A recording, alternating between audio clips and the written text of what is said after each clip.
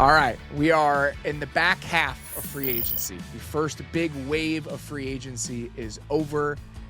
About this time every year, right around St. Patrick's Day, just past St. Patrick's Day, is when I start to turn like the Eye of Sauron to the draft. And this is that moment. We are now getting into draft time. We're going to try to bridge the gap here between draft and free agency, talk about how free agency has influenced, if it has, what the draft may look like at the end of April. So officially kicking off our draft coverage here on the Athletic Football Show, there's only one person that we can have on to do this and to help usher in the next month of what this is going to feel like. And that is our own draft expert here at The Athletic, Dane Brugler. Dane, how you doing, man? You are knee-deep in beast prep right now. I know that. That's it. We're the final few weeks, and these last few weeks are easily the most stressful because it's all about getting all the ducks in a row, going back to things that I maybe skipped, because when you're doing a report in January, it's like, okay, it's 95% done, I'll skip the 5% and go to the next guy. So now it's going back, filling in all those gaps. A lot of last minute phone calls. I just got off the phone with Matthew Golden, going over some background stuff, talking about route concepts, Quinn Ewers, that kind of thing. So it's a lot of confirming. I love the draft nuggets, all the information. So love confirming those, and just all the stories. It's kind of that's a part of this. So there's actually, I just talked to a defensive tackle who I didn't realize this. He was a walk-on at JUCO, and he's going to get drafted. And so you've got walk-on kids, you've got JUCO kids. You rarely have the walk-on JUCO kid, and so it's fun stories like that. And then the pro day data. It's just. It's just as important to me to have Ashton Genty's pro day data as it is, the 30-second defense event, all the NFL verified stuff. So that's what the focus is these last 2 weeks before the beast is ready to come out here pretty soon. Almost feels like the 12th safeties pro day data might be more important than Ashton Genty's pro day data for your purposes specifically.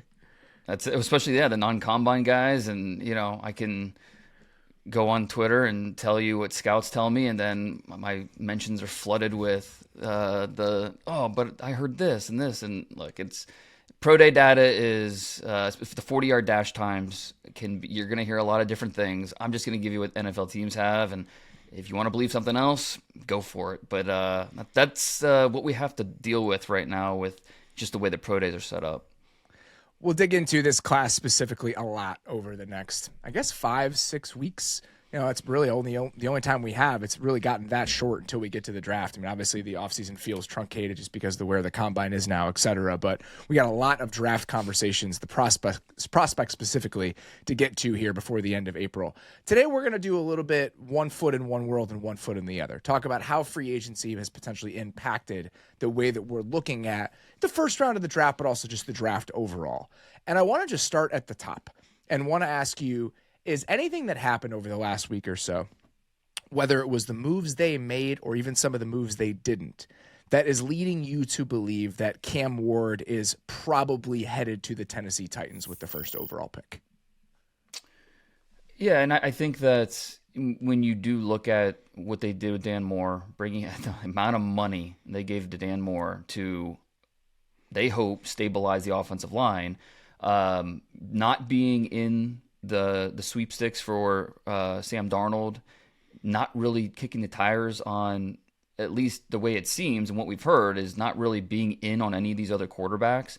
That points to going quarterback number one. But look, my stance on the number one overall pick really hasn't changed since we talked about this in January. It's okay, Cam Ward's the clear favorite to go number one. It's the bigger question, who's drafting number one? And I'll say this with the Titans, and I know it feels more and more like they're going to draft a quarterback at number one, but that's exactly what they should be doing. You and I talked about this the moment the Titans got the number one overall pick. Regardless of what they intend to do, all the vibes that you give off should be that you're taking a quarterback. And like I said, it feels more and more like the Titans will take Cam Ward at number one, but that's exactly what they should be doing. And I think you look at the depth chart right now, it's Will Levis sitting alone at the top.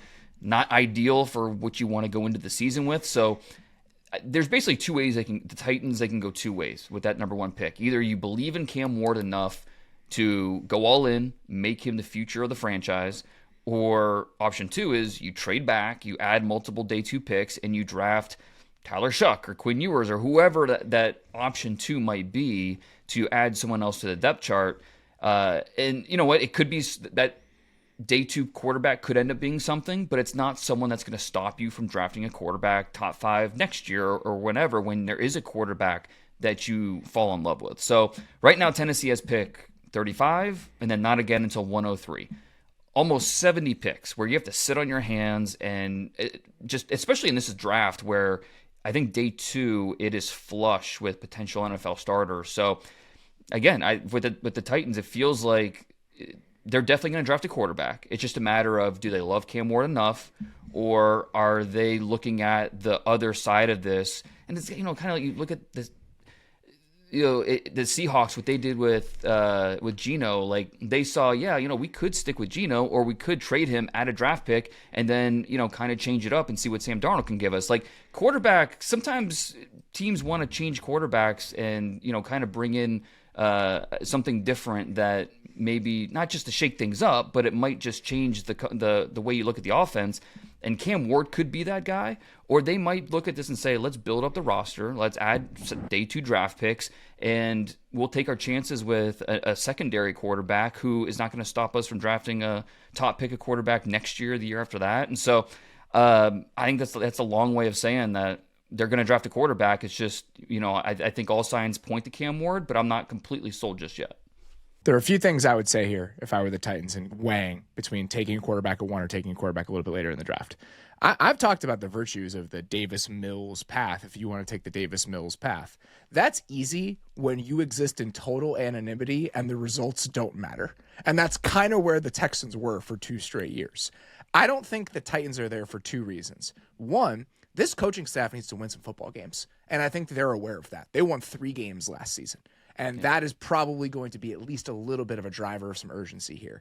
2, I do think this team wants to create some excitement around the franchise. They want a new stadium. I think there are a lot of incentives here to not just punt on this season overall. So I do think that's why going with a quarterback at 1 versus, we'll see what we can get in the 3rd round. They don't even have a 3rd round pick. We'll see what we can get in the middle of the 2nd round after we trade back feels more likely to me. And then if you look at the breadcrumbs with the moves they've made and they haven't made, the O-line moves point to we're dropping a quarterback into this situation. The Dan Moore thing, but also it's the Kevin Zeitler thing to me. Like where you are as a franchise, signing a 35-year-old stopgap right guard, to me, points to urgency about having a hospitable environment for the quarterback you're going to draft number 1 overall.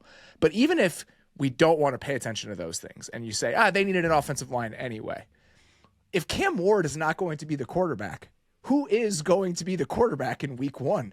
The veteran stopgap quarterback market is bleak, man. I mean, we got Jameis Winston coming in for visits right now. If you're the Titans, you don't want to be living that life.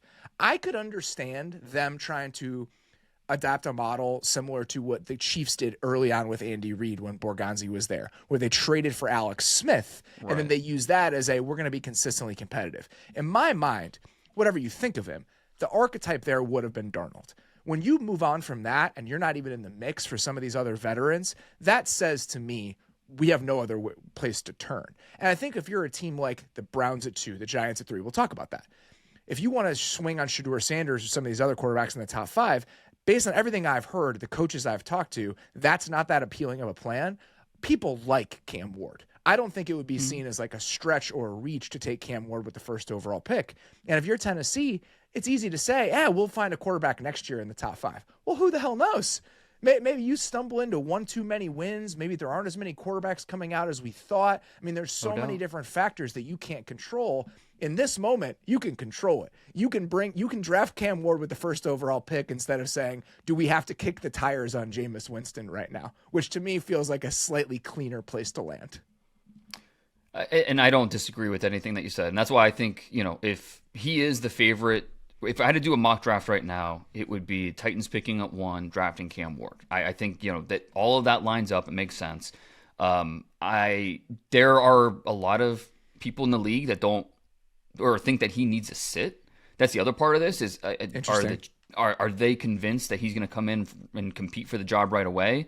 Like that's a lot of people want to let him sit and learn and come and develop at his own pace. And, there's different ways, obviously with where Mike came from with the Chiefs, that's what they did with Patrick Mahomes, letting him sit that entire first year. And ideally, I think that's what they'd like to do with Cam Ward. But are you going to let Will Levis start for the full year? And then if you do, then, okay, are you married to or love him enough, Cam Ward enough, that you were drafting him at number one? And, that's what it all comes down to.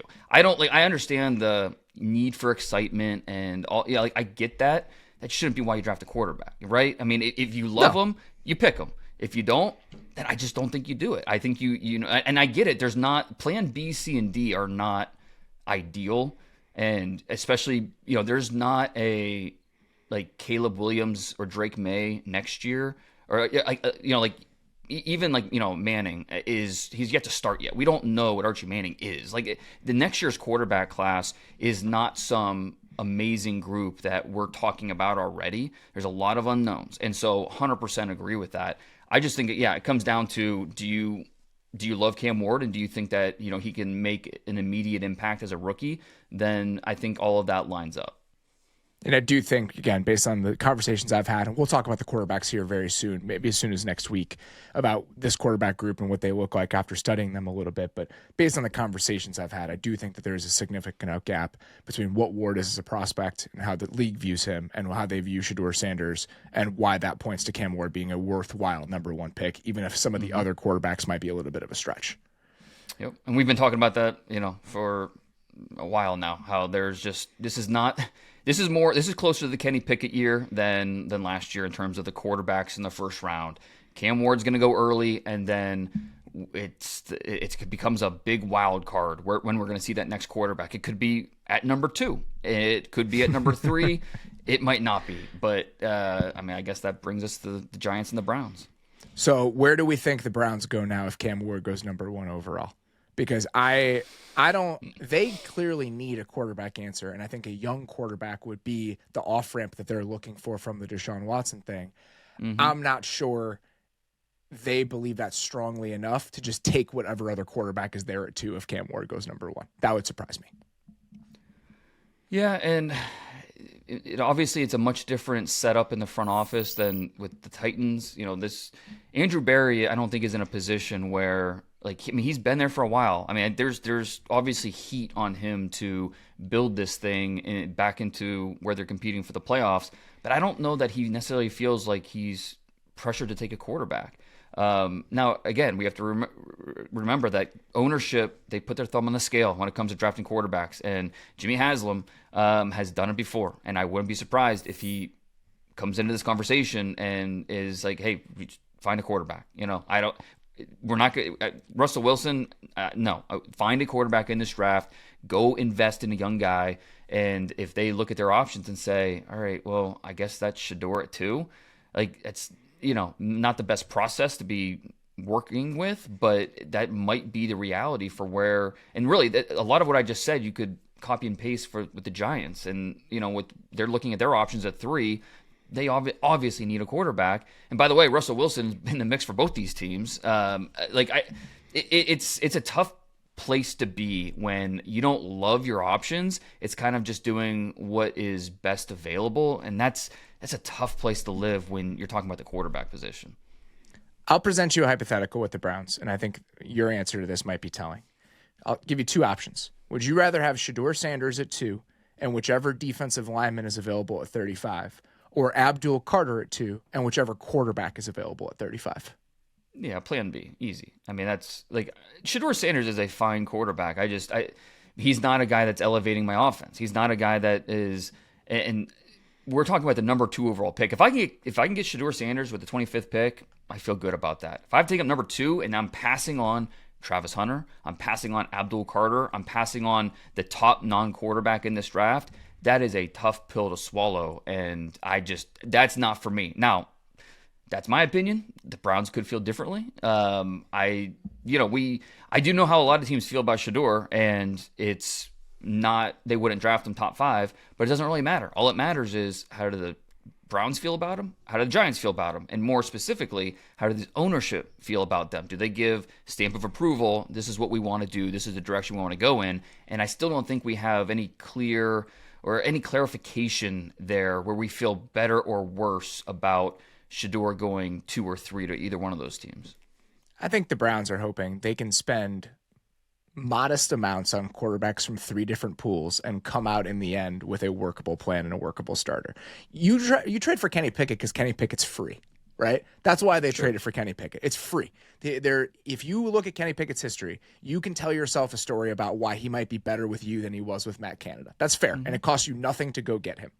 Yeah. Russell Wilson, if he costs $8 million, at least that's a guy who has started in the league. At the very least, he gives you a floor. It's a lower floor than you want, but he gives you a floor. And then if you take a guy in the 2nd or 3rd round, you get into camp, throw those 3 guys in the mix, and ideally, if you're the Browns, the rookie is the best player among those 3. That would be the best case scenario, I think, for Cleveland, and you take an elite player at 2. The Giants, I think, is a slightly different conversation, because I think that there's a little bit more urgency with that group to make sure they have a sellable plan at that position. And if it's not Aaron Rodgers, do they maybe have a little bit more urgency to try to find a quarterback earlier in the draft because they need a plan there based on where this regime is? I think there's a distinction between the Browns and the Giants in this exercise. No doubt. And just back with the Browns real quick, I'm interested what they told. Like the Myles Garrett signing, is that strictly about money? Was that strictly just here's as much money as we can give you?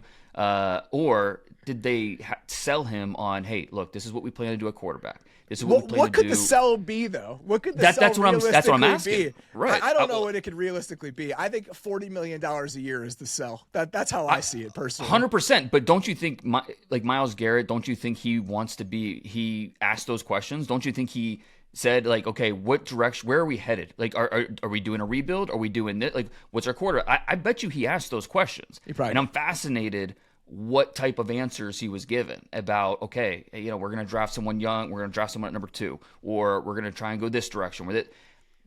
Obviously it's not necessarily that like he's all jacked up about those, that direction, but I mean, 100%, the money is why he signed, but I'm just interested in what they sold him or what they informed him that they were looking to do. But I agree, the Giants, they are drafting a quarterback. It's just a matter of how they go about doing it. They have to. And so even if they do sign, whether it's Rodgers or Russell Wilson, whatever, like it still feels like they're going to draft a quarterback. It just might not be at 3rd overall. So let me ask you, what do you think is a timeline here with these last few, with Aaron Rodgers, with Russell Wilson, with these last few veteran guys that could potentially be starting for the Giants? Like, are we looking at sometime before the draft, sometime the next week? Like, what do you think is a timeline for when they might make a decision?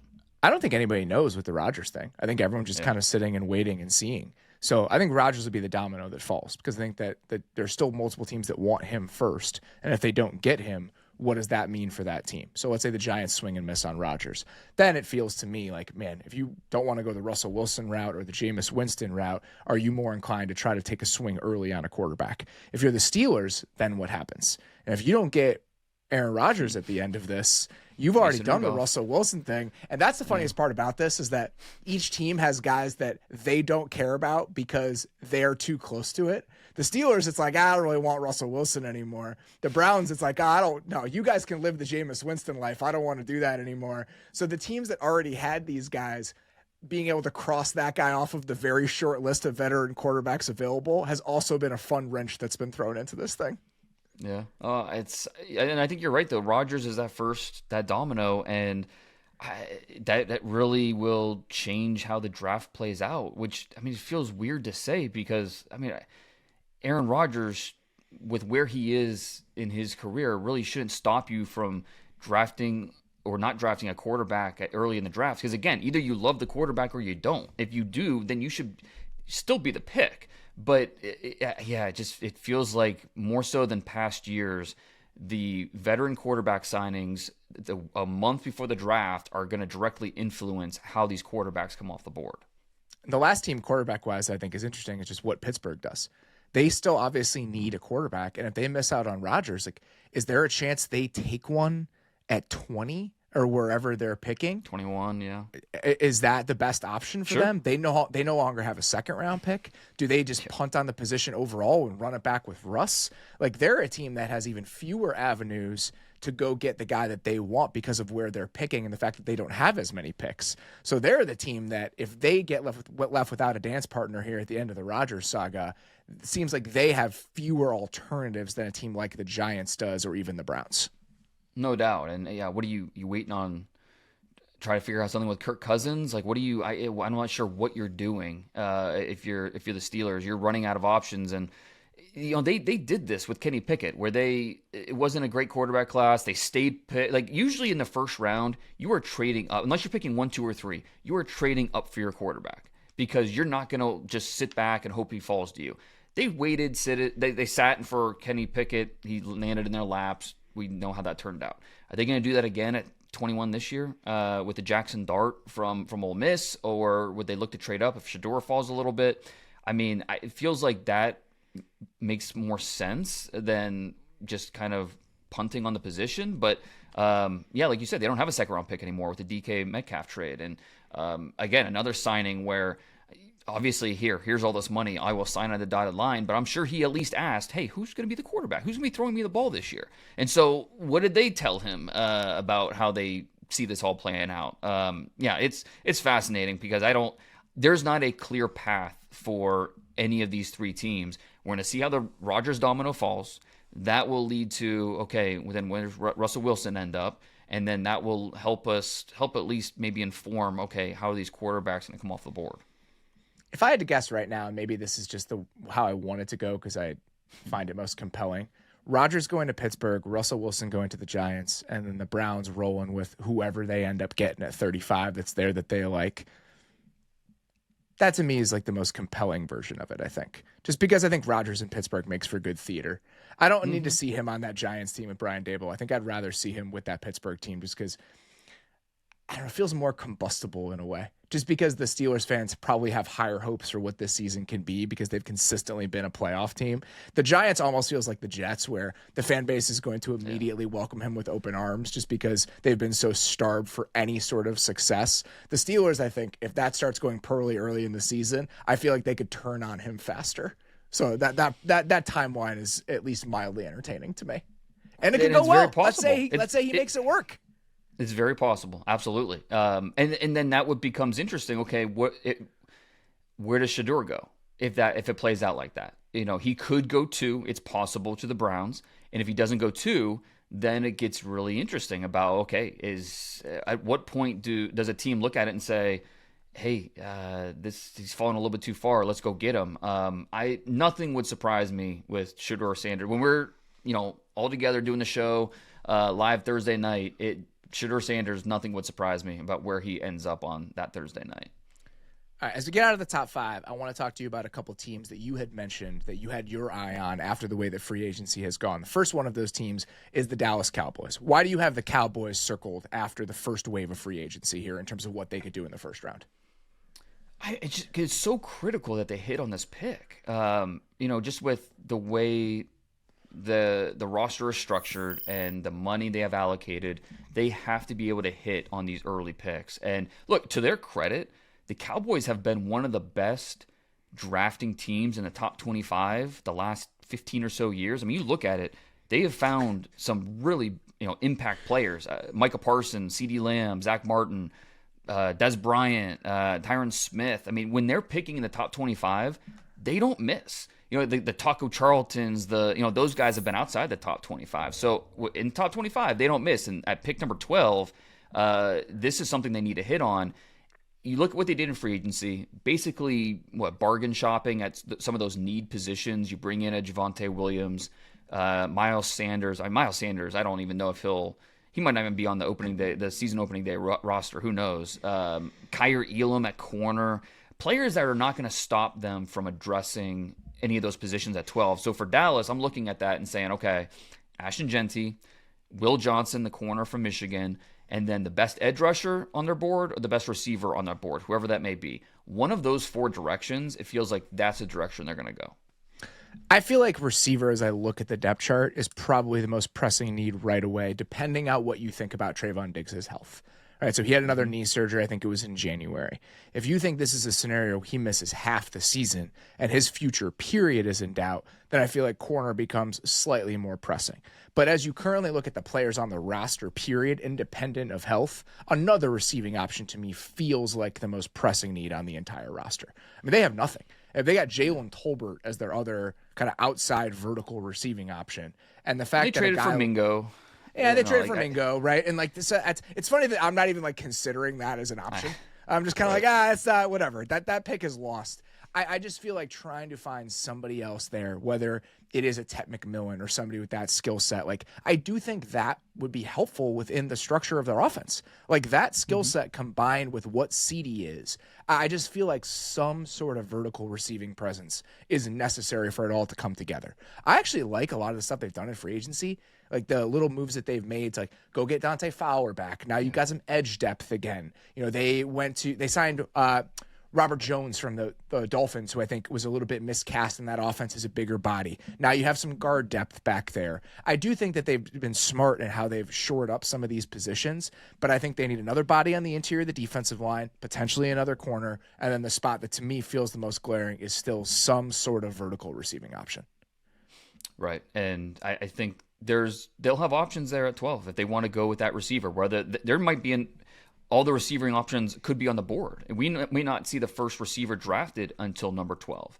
And so whether is it T-Mac, is it Matthew Golden, is it Ibuka from Ohio State? I think you can see how any of those three would fit into what they want to be on offense, and it's going to help CD. It's obviously going to help Dak. They're going to draft a running back at some point, either if they don't take Ashton Genty, throw a Marion Hampton, the North Carolina running back. He's included there at number 12. If they don't draft a running back at 12, round 2 or round 3, they're going to draft a running back. And so it's a matter of, which in that first round with that pick 12 overall, the best player available for them.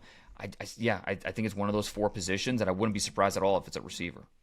How many second round running backs do you have in terms of how you have guys graded? Because I know Hampton there's some steam about him potentially going late in the first round now, and maybe being an alternative to Genty if you want to wait a little bit longer. When you get into picks like 35 through 60, how many running backs could you reasonably see going in that range?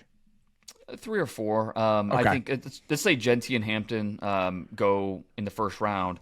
Then, Caleb Johnson from Iowa, if you run any type of outside zone, he's going to be a perfect fit for you. The 2 Ohio State players, Travion Henderson, Quinshon Judkins, your favorite player in the draft.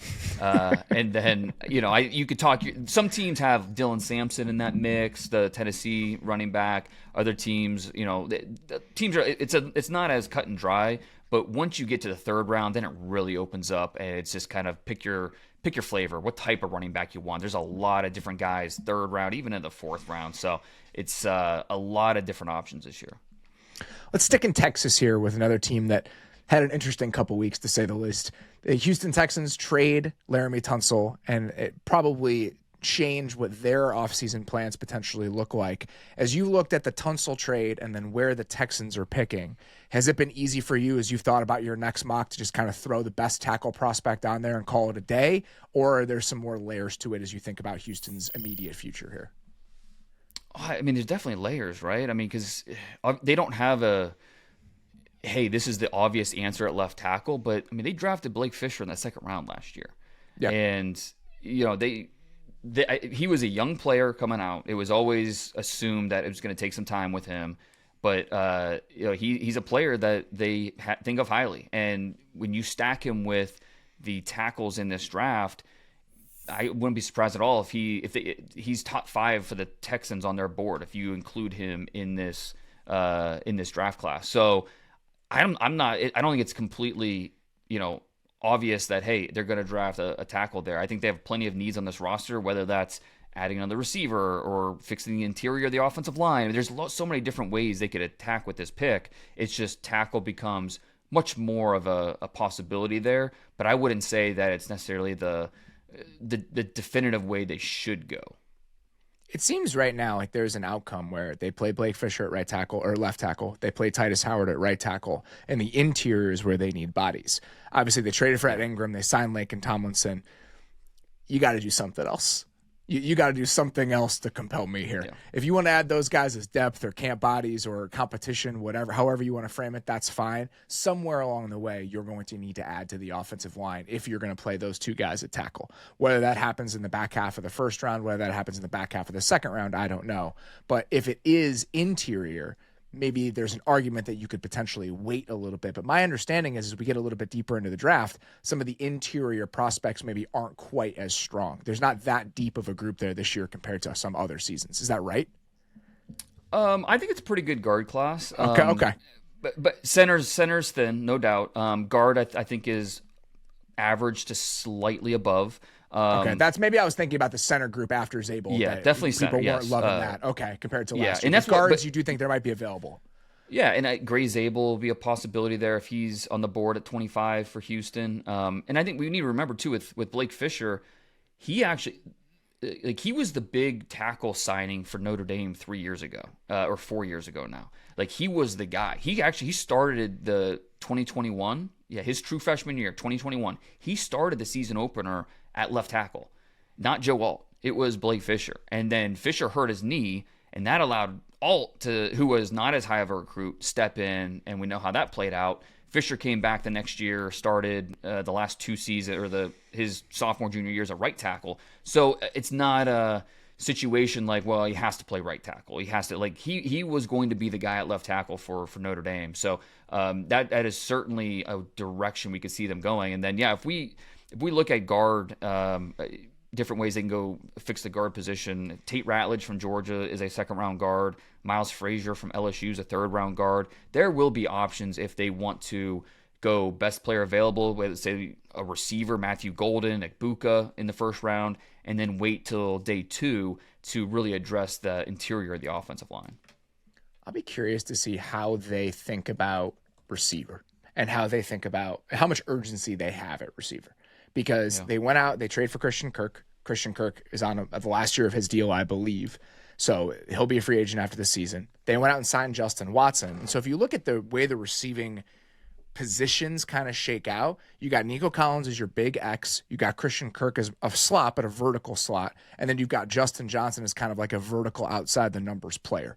The skill sets actually do make sense, but I don't think the presence of either Kirk or Watson could dissuade you from taking a future answer at receiver in the first round, especially if you're a little bit worried about what Tank Dell's future looks like. So maybe they say, we want a receiving option in round 1, and then we're going to go get a guard in round 2. We feel good about the defense. This is what we're rolling into the season with. I could see justifying that on paper if that were their approach. Yep, 100% agree. And that's when you're picking later in the first round, again, I think we fall into the trap, not we, but I think a lot of fans fall into the trap of, okay, what's their biggest need for 2025? All right, that's the direction we need to go. Like, this is a 4 or 5 year, at minimum, commitment that, you have to plan out what your roster look like in 2026. You have to really think about planning forward. And when the Texans make their pick, I can promise you, Nick Caserio is going to be making a pick, not for 2025, but for the next 4 or 5 years. I want to bring that up because when we were going to do this exercise, you said something interesting to me as we were wading into it. You're like, there aren't that many teams where what I think they'll do in the first round has dramatically changed based on what happened in free agency. So I think pointing that out to people where it's not necessarily affecting, one is not necessarily affecting the other quite as much as you might believe in a given season. I think it's easy to forget that because it's tempting to look at the holes left on the roster and say, where are we going to find that guy in the first round? Even the quarterbacks, the Raiders went and got Geno, the Seahawks went and got Sam Darnold. But you know what?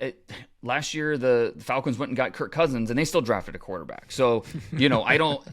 The Raiders, the Seahawks, for all we know, could still be in the quarterback mix, especially with the way the Darnold contract. I think after 1 year they could move on, right? So, you never really know. People keep saying that. It'd be 1 year, $37.5 million for Sam Darnold. I don't think they want to do that. No. The fact that they can do it is fine. Yes. But this idea of like, it's essentially a 1 year deal. You don't give a guy that kind of money hoping it's going to be a 1 year deal. I just want to get out in front of that a little bit. 100%. But I would like a guy like Jackson Dart is someone that's going to need time. Like Jackson Dart is not ready to step in and be your starter in the NFL. And so if they really like Jackson Dart, throw a dart. Sure, exactly. I'm sure we're going to hear that multiple times here over the next month and a half. Yeah, my comedy chops have definitely started to erode as I've gotten a little bit older. I don't have kids, but I'm starting to wade into that territory. All right, let's talk about the New England Patriots, because this is a team that has two, in my opinion. We just talked about how the most glaring needs aren't going to be what drives you in the draft, but I think with this team, we might have to go that direction because of how glaring the needs are. So the Patriots do a lot of their spending in free agency on defense. Milton Williams, Carlton Davis, Harold Landry, Robert Spillane. The offense, they go get Morgan Moses as a stopgap, but there are still some big holes on that team, notably at left tackle and any sort of receiving option. I know they drafted some young guys last year, but they did not produce, and I think there's still probably a need there. They were trying to get Chris Godwin. As you look at New England, do you think this is setting up for them to potentially draft a tackle at 4 because they almost have to based on the way that everything else has gone? Yeah, I mean, it's no disrespect to 34-year-old Morgan Moses, but it's just that's not enough. It's not enough, and they have to do something. And you hate to be locked into who you're going to draft, because that's how you end up with Jalen Polk way too early. But it kind of feels that way. Where let's not give them a pass on that. They could have had Ladd McConkey if they wanted him. Yeah, exactly. Well, okay, and I've got maybe a McConkey mea culpa coming up here. Because you look at number 4, Travis Hunter or offensive line, it feels like it's got to be one of those two. And because if we do see 2 quarterbacks go, let's just say it's Cam Ward 1 to the Titans, say Shedeur Sanders 2 to the Browns. I mean, I think the Giants would take Abdul Carter, and then you have Travis Hunter at 4, and you're taking Travis Hunter. As much as they need offensive line, I just don't see how you're passing on Travis Hunter there. And so that's one of your half answers at receiver. And then so that you wait till, your Do you think tackle he could options. just capably play receiver? If they took him, he could just play receiver. And that they just, because they have those 2 starting corners, you would just say, you're a receiver based on the players that we have on the roster. That's viable to you. 100%, I think it is. I think he's that different where I think everything's on the table with him. Everything. If you want, I think I've always said that I like him better at corner just because of the circumstances of it's easier theoretically to be a full-time corner and then you play 25 snaps on offense. Like it's easier to do that as opposed to the inverse. But at the same time, there are plenty of teams that like him better at receiver. They think he's more electric. They want the ball in his hands, all of that. So, I wouldn't rule that out. But let's say they go Will Campbell at 4, who, is, we've had the Will Campbell conversation and just how he is a little bit of an outlier with the size, specifically the length and specifically the wingspan. Like his length, 32 and 5/8, arms, not great, but the wingspan being right around 77, right over 77 that's a big outlier. I mean, even like the guys that you see, like Rashawn Slater, 33-inch arms, but he has over 80-inch wingspan. My comp for Will Campbell has been Bernard Raymond, who also has shorter arms, but his wingspan's over 80 inches. So that I think is something that some teams care about more than others. But let's just say they go Will Campbell at 4. I think at 38, a guy like Jalen Newell from Iowa State would be a really good target for them. He's 5'10", so not big, but he's very quarterback friendly. So we think about a guy like T-Mac McMillan from Arizona being this big rangy athlete and how that would help Drake May. Noel's he's a tough guy to cover, and I think he has really confident hands. I'm thinking back to Drake May's sophomore year at North Carolina when he had his best year and he had Josh Downs to throw to. He just destroyed ACC defenses throwing to Josh Downs. Downs had, I think, almost 100 catches that year. So you add Noel to that mix. You let Jalen Noel be the new Josh Downs, work inside, outside. He's got some juice. to me, that could be the McConkey mea culpa, where it's like, yeah, we passed on a guy that, yeah, he might be best in the slot, but he could also play some outside as well. He's a good player. Jalen Noel could maybe be all right, we're not going to make the same mistake twice. Yeah, we like him best in the slot, but he can also line up outside at times. Bottom line, he's a good player. He's going to help our young quarterback. It's interesting. The Patriots, to me, feel a little bit like the Chargers felt last year, where they have this top 5 pick. They need a receiver and an offensive lineman. Right. How do they end up sequencing them? And for the Chargers, even with Malik Neighbors on the board, which is a very different vibe than what we're getting this year, they went with the offensive lineman first because in their minds, it was harder to find that caliber of offensive tackle than it was to find a tier 2 receiver. Those guys you can find later in the draft, and history would lead you to believe that. So if that's the same way the Patriots are thinking about this, and they think, all right, whether it's Membu or Campbell or whoever, it's going to be harder to find that caliber of player at that position at pick 34 than it is at pick 4. We'd rather try to dig around and find a receiver at that spot than try to find an offensive tackle. History would lead you to believe that's true. Unfortunately, it has not been that long since the Patriots were burned trying to find a receiver in the second round, or just the entire organizational history period of trying to find a receiver in the second round. Right. And this is like, there's some good receivers in this draft, but it's not last year. It's not what we've seen the last few years. Even when, the Jackson Smith and Jigba year, when we didn't have a receiver drafted in the first 19 picks, like they were still, you think about Jordan Addison, you think about, like, there were good receivers still available in that late first, early second. This year's just a little bit different. The depth isn't there. But I think they're picking early enough in the second round where one of the 2 Iowa State receivers, whether, you go with the smaller guy, Jalen Noel, you go with the bigger guy, Jaden Higgins. I think that's maybe their best way to go if they go offensive line at 4. But yeah, this isn't a great receiver draft, regardless, if they pick one in the first round or second round.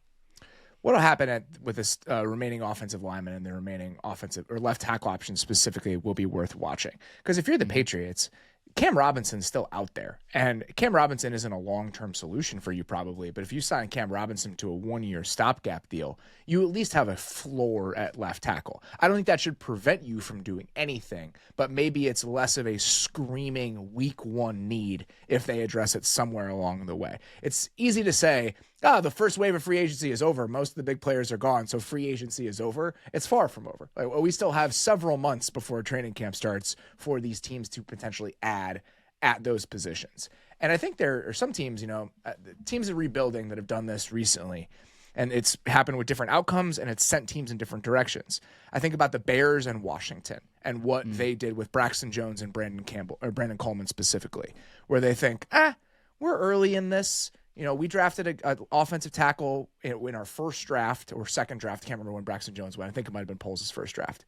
And you think, all right, we're probably a little bit far away from competing, which is funny to say about Washington now, but I think last training camp, this is where they were. And you say, why would we sign Riley Reif or Donovan Smith when we could just see what we have in the 5th or 3rd round pick? Because if that guy develops, it's such a huge value for us. And I wouldn't be surprised if the Patriots came to a similar conclusion where they're like, we're not going to be good anyway. We might as well see if we can draft somebody a little bit later in the draft, find out what we have in them, don't cut off their development plan with a veteran because we're 2, 3, 4 steps away from being relevant anyway. The danger in that is that you get Drake May killed, which your rookie quarterback or your second-year quarterback, that's potentially dangerous, but we have seen teams operate that way when they're a little bit further away from contention. So we'll see how the Patriots treat that position. Speaking of the Chicago Bears, I'm curious about this because the Bears came into free agency with a bunch of needs. They came into free agency with probably 3 offensive line needs. They had multiple needs along the defensive line, interior and on the edge. Well, they've spent the GDP of a small nation in order to fill those needs. And now, as you look at the depth chart, there are not enough blue chip players on this team for them to be really, really competitive.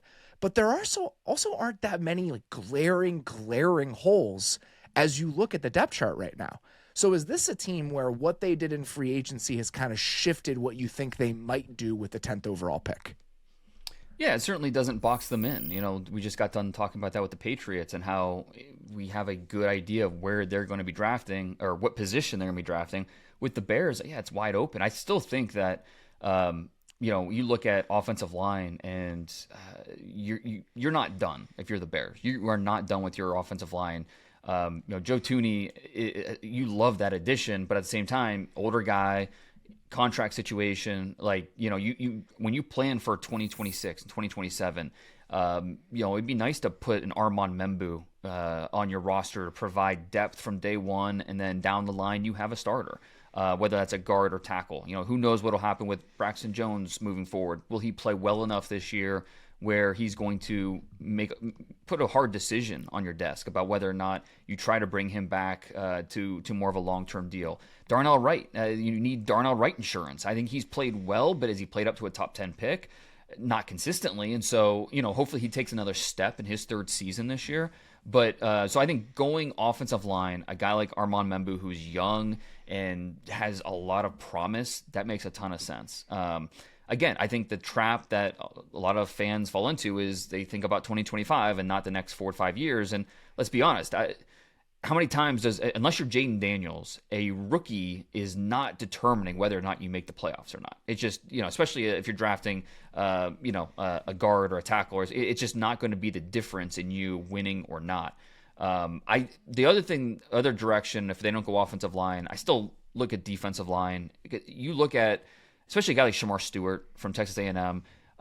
You look at Ryan Poles and his draft picks on the defensive line. They've been toolsy, ascending type of guys. You think of Gervon Dexter. You think of Austin Booker. Stewart's kind of in that mix where rare traits, best football's ahead of him, but it's going to take a little bit of patience for him to get there. And the moves they made in free agency, you can afford to be a little bit patient on a high upside, has some bust potential, but high upside. And, I think that's the method of drafting that I think Ryan Poles subscribes to more than maybe some other ways. So, and then should we have the Ashton Genty conversation too? I mean, because this is the other one to throw in there. Yeah. Is that now I think when you look at the depth chart, this. It's the one area that's they could use an upgrade there. I think is running back. I understand that thought if you look at the depth chart right now, but I'm still on board with you. I still think if you projected a year from now and Braxton Jones is a free agent and you always need more defensive linemen. You always need more pass rushers. So 100%. Them getting a third pass rusher at 10, having that guy be a rotational piece this year, by year 3, if you move on from Dio and that guy becomes a star, I think having that guy in the pipeline is worth it. And then offensive line, if you do have to move on from Braxton next year or you choose to, do you have a tackle in the pipeline that you can just throw in there? I still think when you're picking 10th overall and you're not lined up for multiple years at high impact positions, especially up front, I would rather take another swing at those high impact positions up front. I still think running backs are luxury picks, especially in the top 10.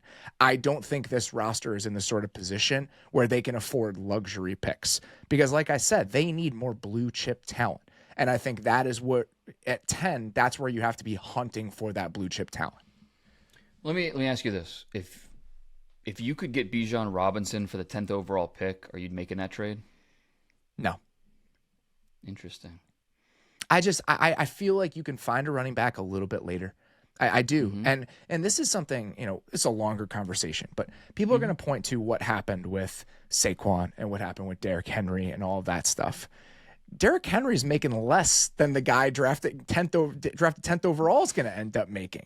And I think the idea that we're automatically going to be paying this guy like top 10 money at the position. And we've never even seen him play. So do we think Ashton Genty is going to be really good? Yeah, I can understand thinking Ashton Genty is going to be really good. We thought Melvin Gordon was going to be really good too. Melvin Gordon was solid. He was a good NFL running back. He was capable. He was productive. But I don't think anybody ever looked at him and said, yeah, that's a guy that was worth the 10th overall pick. So I just feel like that it's enough of a crapshoot when you've never seen the guy play in the NFL where that logic of, well, if we drop Saquon into this, like, how's it going to go? Ashton Genty is probably not Saquon, and we have no idea if he is or not.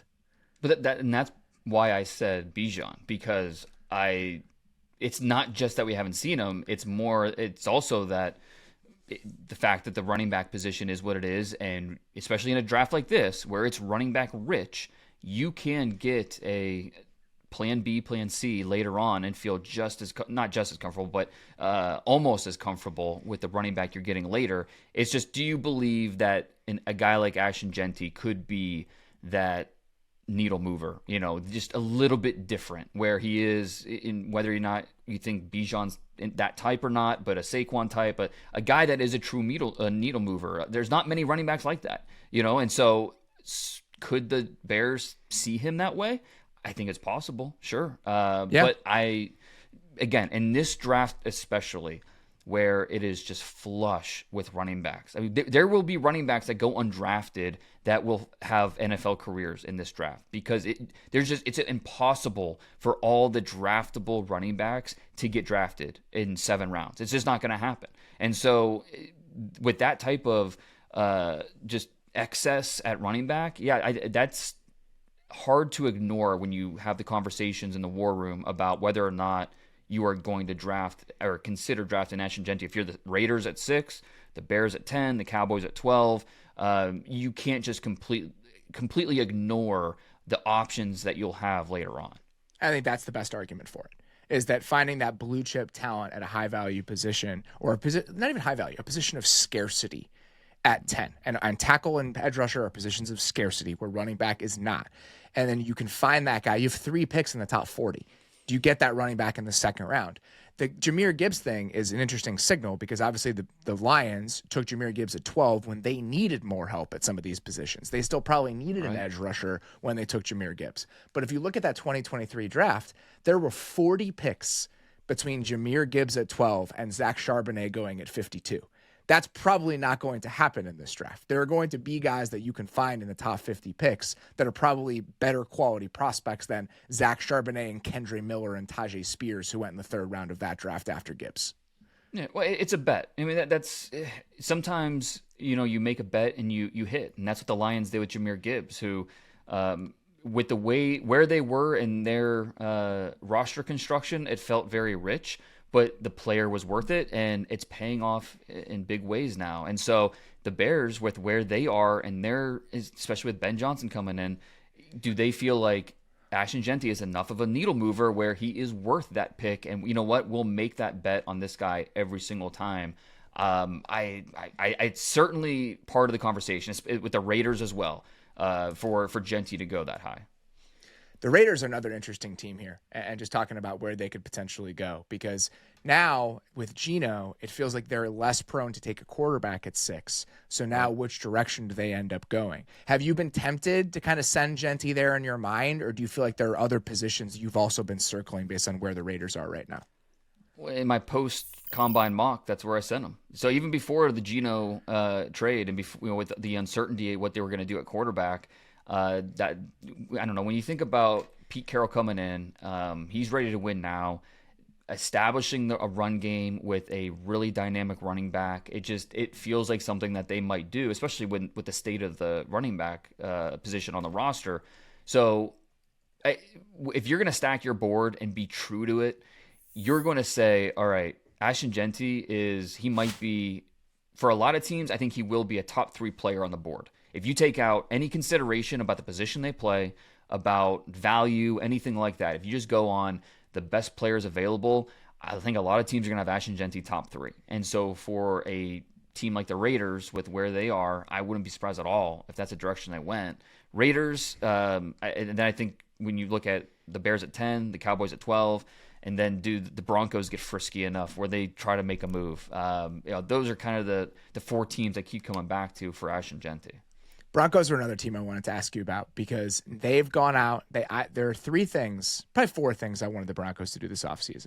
I wanted some attitude in the spine of the defense. I wanted a pass-catching tight end, and I wanted them to go get a running back with some juice. Well, they did 3 of those 4 already in what they did in free agency, and then they go out and get Evan Ingram. So where they find a running back becomes interesting. So let's say they don't get Genty. Are they a Hampton team at 20 or wherever they're picking? Because it feels like that could be a decent outcome for them if that's how it ends up going. Yeah, and that's in my post-combine mock right after I left Indianapolis. It was Genty at 6 and Hampton at 20, and There you go. Bingo. it makes a lot of sense. I feel like I've been so like anytime I've only done 2 mocks since the end of the season, but each time when you're looking at Denver, you're looking at tight end or running back. You're looking at that who's going to be that difference maker that's going to help put them over the top in that Sean Payton offense. Who's going to be that little extra difference, whether that's a Colston Loveland, the tight end from Michigan, or it is one of these backs. But yeah, I don't think Evan Ingram necessarily stops you from, if you love a guy like Colston Loveland, I don't think it's going to stop you from making that move. They're a little same-ish, but in terms of not being true, wise inline guys, they're more the jokers, the Fs. But at the same time, you want to draft impact players, and I think the Broncos, Sean Payton has never been afraid to trade up. So if Ashton Genty makes it past, say he's there at 11, would the Broncos go up and get him at 11, or would they stay put and be like, we like Hampton enough? But you have to be, if Genty goes 6, Hampton could go 12. The Cowboys could take him at 12, and all of a sudden, then I think you feel good about your leftover options in round 2, round 3, like we've talked about. But if you're really looking for that difference maker early, the Broncos might have to be a little aggressive to make sure they get their guy. We don't have to have this discussion now because I do want to have maybe a whole show of these discussions before we get going, but we've had too long to think about this. Is always a fun draft discussion. And this idea of Hampton being as good as Genty now, like suddenly, even though Genty was billed as like this elite prospect throughout the process, that's a conversation we can revisit sometime in like late March, early April, because I do think it's worth having. A couple more teams very quickly here. The Vikings, after everything that they did, interior offensive line, interior defensive line, they still have a need at corner. And I think that's the spot I keep coming back to when I think about where they might need to go. Are there defensive backs from 20 to 35 that you feel like could come in and be starting level corners? Because I think there are a couple teams in that range where it might be worth looking there. Yeah, there's 2 that stand out: Jedi Barron from Texas and Maxwell Hairston from Kentucky. Now, both are smaller guys. Barron it's funny, some teams see him as a nickel only, kind of, that Brian Branch type. Others think that, hey, he showed on tape he can play outside, so we believe that he can, even though he has under 30-inch arms. I don't know that he necessarily be a fit for Minnesota in the way they think. Maxwell Harrison's a little more interesting. He ran a 4.2 at the combine. Guys that have that type of speed, have good cover talent. I worry about the tackling a little bit, but you're with where you're drafting him to cover. So I do think the Kentucky corner Maxwell Harrison would make some sense there. Trey Amos from Ole Miss is another one who ran better than I think a lot of people thought than he would at the combine. Ran in the 4.4s. And so I think Amos could potentially be in that top 40 mix as well. So it's not a super loaded position at corner this year, but there's enough of them where I think there's going to be someone in every round that you're going to point to and say, okay, that's someone that can help us. 2 more very quickly. The Jags, a couple stopgap offensive line signings. They spent on a nickel, which was interesting, seeing that contract they gave to Jordan Lewis. There are indications based on what James Gladstone has said since that they're probably going to take a couple swings on the defensive line along the way in this draft. Do you still think some sort of defensive line presence, whether it's Mason Graham or somebody else, is the most likely direction or the direction you'd like to see them go at 5? Yeah, you kind of mentioned this with the Bears, how you look at the depth chart and there aren't any glaring needs. It's kind of like that with the Jaguars too, right? Like there's not, like, yeah, they could use another outside corner. Yeah, they could use, but there's not that one. It's not like the Patriots where it's like, okay, they definitely need to go in this direction. And the Jaguars are in an interesting spot at 5 because the first 4 picks, not set in stone by any means, but at least we have a general feeling of the way they could go. Jaguars feel much more like a wild card where, especially, okay, you have a first-year GM, first-year head coach. The roster is no true glaring holes where they have to go a certain position. And then you have a draft class where it feels like there's a tier break before that you get to that 5th pick. And so, do they like Jalen Walker from Georgia there, who he was my number 3 overall player last time I did my top 100. Some teams are high on him. Others don't like him until the mid-first round and later on. So, Mason Graham has been, I think, the most popular name to put at 5 to the Jaguars, and I get it. But, he's not as teams aren't as excited about him as maybe most fans think. That doesn't mean he's not going to go 5, but he's under 300 pounds. He's not long. Good athlete, not great athlete. There's a lot of things that don't say top 5 pick, but the tape is really good, and so I think he's still in that mix to be there. But they're just in a weird spot because of all those different circumstances. Feels to me still, and I know they drafted Jerry Jones last year, and he played mostly nickel for them, which is why I think the Jordan Lewis thing was kind of curious. Right. But he was a third-round pick, right? Yeah. He was a third-round pick, but a third-round pick of a regime that no longer exists. So is this a team where if Travis Hunter's sitting there at 5, they just say, we're doing this.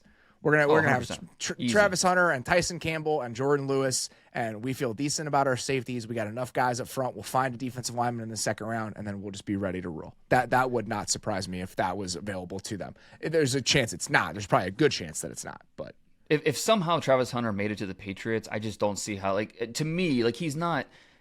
I'm not going to throw the transcendent or whatever label. I'm not going to put that on Travis Hunter, but he is clearly, in my opinion, the best player in this draft. And so for him to fall to 5 would just be a big shock, no matter how many quarterbacks end up going in the top 4 picks. Last one, where are the Chargers going to find a wide receiver? Because that's the other big question I have coming out of free agency. Mike Williams is not it. Mike Williams doesn't prevent you from doing anything. So if there's a receiver at 20-ish or wherever the Chargers pick, what does that look like? Do they wait till the second round again? Any thoughts about who might fit what the Chargers are right now and what they need? Well, which receiver is going to be there? That's kind of this feels like a couple years ago, that Jackson Smith and Jigba receiver year, where we weren't quite sure. Where's Jordan Addison going to go? Where's Zay Flowers going to go? And they ended up kind of all going back to back in the 20s. This year, it could be very similar. A guy like on T-Mac from Arizona, he could go 5. He could go 25. I wouldn't, there's a wide range of outcomes for him. Same thing with Igbuka. So teams really appreciate him because he's smart. He's just well-rounded. Doesn't have any glaring weaknesses to his game. But is he truly dynamic enough to take him top 20? There's differing opinions on that. Matthew Golden got better throughout the year. You feel like you're getting him as an ascending player, but there's some question marks there. And then Luther Burden, same thing out of Missouri. So this is a receiver class that there's a whole lot of different opinions. And for the Chargers, you're just kind of maybe crossing your fingers one of them makes it to you. I think the interesting one is going to be Colston Loveland, who is, you could say, is maybe even more of a receiver than a true tight end. And so is he your new kind of slot / share the slot with Ladd and then, play him a little bit in the backfield, play him a little bit out wide? There's no reason why you couldn't be able to do that. He is that good of an athlete where you could play him as an X on some plays, as just a really hybrid version of whatever they want him to be. And obviously nobody will know him better than Harbaugh and the Chargers. So that's Colston Loveland's a guy with the Chargers that I think I keep coming back to and say, okay, that makes some sense.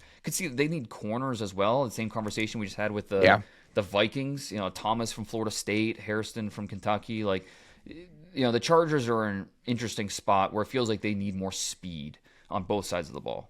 I think that's totally fair. It's interesting with the Chargers is that I think because they made the playoffs last year and because they were sort of a feel-good story, we forgot how far away the roster actually is, how much talent they truly need at all of these different spots. And so the fact that they've been a little bit more cautious, maybe the wrong word, but a little bit more methodical in how they've built this offseason compared to other teams that made the playoffs and really want to supercharge this thing. Not necessarily surprising when you think about how many gaps still exist on that Chargers roster and how many spots where they really actually do need to get better. All right. That is all we've got for today. We'll start digging into these guys next week. Maybe we'll do the quarterbacks next week. Maybe you, me, and Derek can dig into the quarterbacks next week. Maybe it's time. It probably is time for us to take a good long look at them. I know Derek's been digging around on that, so we will. You'll be joining us weekly through the draft. That's the plan, correct?